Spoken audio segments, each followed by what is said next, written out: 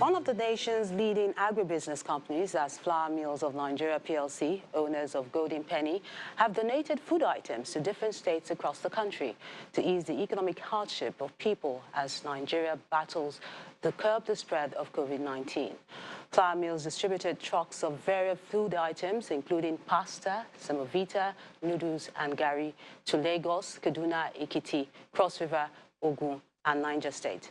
According to the Group Chief Operating Officer of Flour Mills of Nigeria PLC, Mr. Boye Olusoya, the company will be donating over 400 million naira worth of food items to support the state government's efforts at providing palliatives to the people due to the lockdown order. Meanwhile, the wife of the Cross River State Governor, Mrs. Linda Ayade, and an official of the relief package for COVID-19 in Ekiti State, expressed appreciation to Flour Mills for their kind gesture. I want to tell Golden Penny, Flour Mills of Nigeria, thank you very much for your support. This will go a long way and will ensure that this reaches every citizen of Cross River. This is an emergency period and an unusual situation, and we appreciate them for, contributing to a worthy cause. Legislative activities in the National Assembly have been suspended for more than 3 weeks to prevent the spread of coronavirus. This means important legislative work has been put on hold as the country confronts this global tragedy. In continuation of our series on how coronavirus is affecting critical sectors of the economy, tonight we turn our attention to the National Assembly. Our correspondent, Linda Akiwe, has this report. The bustling lobby in the National Assembly is almost empty, and it's been this way since March 24th, when the National Assembly went on recess because of the coronavirus pandemic. The COVID-19 pandemic is an unfolding global tragedy with far-reaching effects, and some of the consequences for the federal legislature is that the consideration and passage of critical bills and other legislative activities have been put on hold. By now, as you're all aware, we are just trying to settle down. Haven't passed the budget to run from January to December, and along the line, the budget implementation is impossible as a result of COVID. And don't forget that the borrowing plan that was put together by the president, that was passed by the Senate, is yet to be passed by the House of Reps. In the National Assembly, reaction to the outbreak of the virus began on the 29th of January, way before the first case of COVID-19 was recorded in Nigeria. Several countries have taken measures to prevent... The House of Representatives asked the federal government to declare a public health emergency in the country following the outbreak of the virus in Wuhan, China. The Senate President inspected the isolation center located at the University of Abuja Teaching Hospital, Wagwalada. The leadership of the House. Just before the National Assembly was shut down, the House of Representatives accelerated the passage of an emergency economic stimulus bill through first, second, and third reading. The bill was to establish tax rebates for companies to sustain them and prevent a massive disengagement of employees.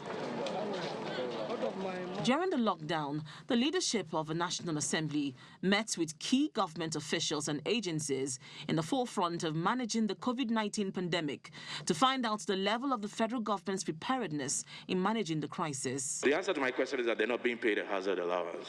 No, the answer you're right on that you don't know is that I am not aware. I don't want to waste the resources. But public analysts feel the National Assembly should have done more and are also concerned about the expenditure of funds to manage COVID-19 without appropriation by the National Assembly. Almost every parliament in the world I know, especially for countries that are tackling the coronavirus pandemic very well, for each one of them, they have specific coronavirus legislations. The US has 3, the UK has 1. Then there is the conditional cash transfer and the grains the federal government asks to be distributed to Nigerians. Who's going to be looking and ensuring that all Nigerians get it and not that it's used for politics? There should have been a proper framework that will have authorized this lockdown. In essence, I believe that this money should have been pulled together whether from the tax-deductible corporate sector donations, CBN funding, the real treasury funding, and then come together in this framework law. You do the palliatives, you do the economic part, you also do the human rights part, so that Nigerians are properly guided. As Nigeria and indeed the rest of the world tries to manage the COVID-19 pandemic, observers of the legislature want the National Assembly to urgently draft a framework law on COVID-19 and also provide effective oversight over the use of public resources to manage the pandemic. Linda Kibi, Channels Television News. For more on the impact of COVID-19 on the legislature, we're now being joined by the Deputy Chief Whip of the Senate, Senator Aliyu Abdullahi. A pleasure having you with us. Thank you for having me. My pleasure to be here. What do you say is the single biggest effect of the shutdown of the National Assembly due to COVID-19? Well, as it is, everybody can testify to the fact that this is a pandemic and we're all affected. We're all in it. And so if you say what is the effect of the National Assembly members, of course, we have shut down, the National Assembly. We're not able to go back to the chamber to discuss all the issues. But be that as it may, let me say that, of course, since we took the decision to shut down the National Assembly on the 24th of March, to date, we have had about 5 high-level engagement with the executive branch to discuss how these issues are going to be tackled by our government. And let me say very clearly that, of course, we are very concerned about, how our people are going to be impacted in terms of the infection rate, the mortality, and the like. But so far, so good. Let's say that given the population of this country and the confirmed cases so far, and even the fatality, I think we're not, in a very bad state. But the concern now is how we're going to, perhaps, how we're going to physically take actions to stop the continuous confirmed cases or infection of people. And I think this has been the subject of our engagement with the Presidential Task Force on COVID-19, the Federal Ministry of Finance, CBN, and all the other, actors in our economy.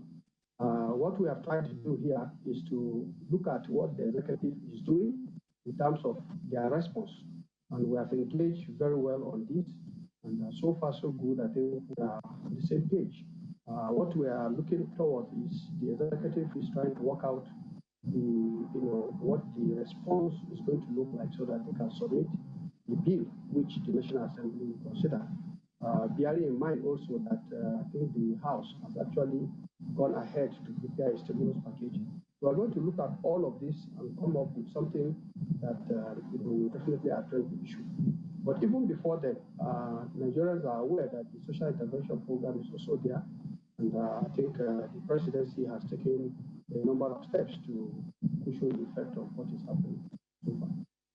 Senator Aliyu Abdullahi, thank you for sharing your thoughts with us on the News at 10. Thank you for having me. Now let's find out what's happening in the world of business. Anne is standing by with the details.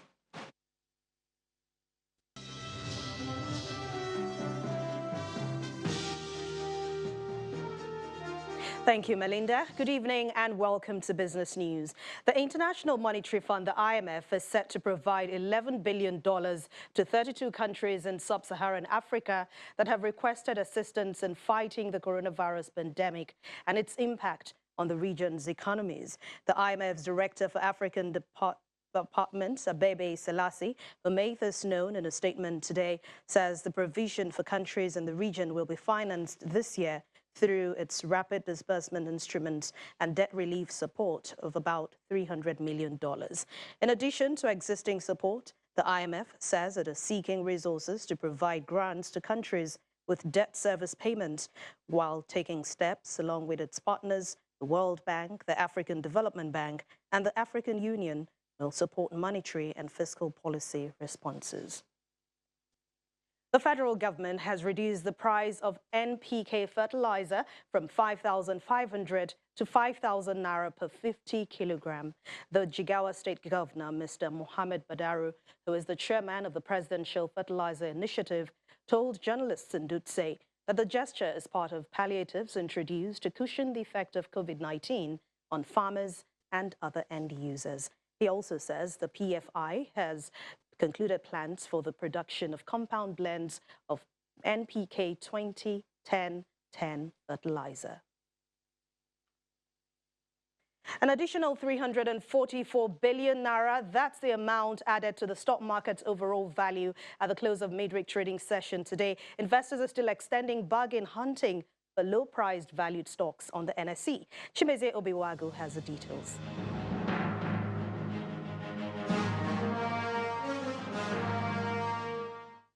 Thank you and welcome to the Stock Market Report. The bleak economic outlook for Nigeria projected by the IMF to shrink by 3.4% this year did not deter investors from the Nigerian equities market. The all-share index closed higher by 3.02%, consolidating the gains recorded on Tuesday. The reason is not far-fetched. Market has suffered significant drop, especially the high-cap stocks. The volume mop-up while prices were down have taken out excess liquidity from the market, and at the same time, desperate and panic sellers have been taken out. So those who have confidence and capacity are now consolidating on the decisions they made when prices were lower. Look at the banking sector, for instance. That's where the interest is more, thanks to Zenith and GT Bank. The index went up by 4.46%. The industrial goods sector is also a winner here, supported by gains in Dangote Cement. And of course, the consumer goods sector. In 5,166 deals, investors brought in over 3 billion naira into the market, with about 326.4 million shares sales. These notwithstanding, the market remains volatile and caution is still the watchword. We can only wait to see the sustainability of this trend. And that was the Stock Market Report. I'm Chimeze Obiwagu. And that's it on this midweek edition of Business News at 10. Thank you so much for watching. I'm Anne Nwawadu. It's back to you, Melinda. And the main news again. The Federal Ministry of Health today says it's reviewing strategies to enable it manage a possible surge in COVID-19 case numbers as evidence of community transmission emerges. That's the news at 10 tonight. On behalf of the team, good night.